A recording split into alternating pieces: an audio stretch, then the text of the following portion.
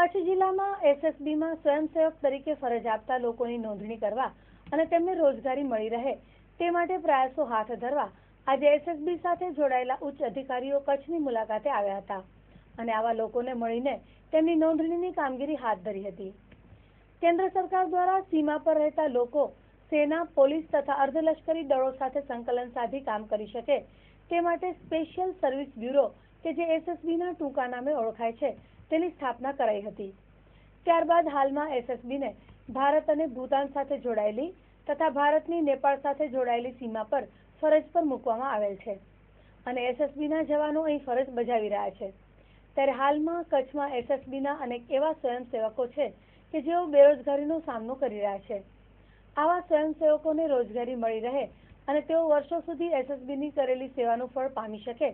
તે હેતુથી આજે આ નોંધણીની કામગીરી કરાઈ હતી।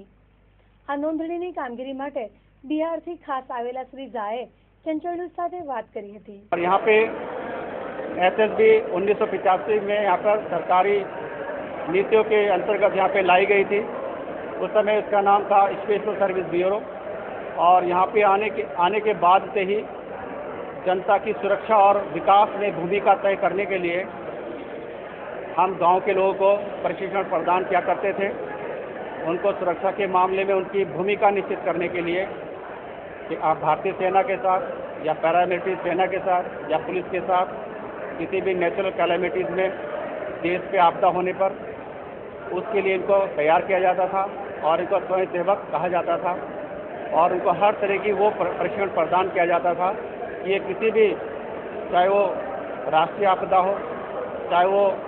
नेचुरल कैलेमिटीज़ हो, प्राकृतिक आपदा हो, उसमें आप प्रशासन के साथ मिलके, सेना के साथ मिलके अपने आसपास के जनता की मदद करें। और 2002 में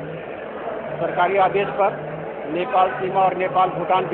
सीमा पर एसएसबी की नियुक्ति हो गई है और उसके बाद हमारा विभाग ये चाहता है कि कितने ऐसे स्वयंसेवक हैं जो कि आज तक बेरोजगार हैं, जिनको कोई सरकारी मदद नहीं है और घर में मौजूद है, उसी का सत्यापन करने हेतु हम यहाँ पर बिहार से आए हैं।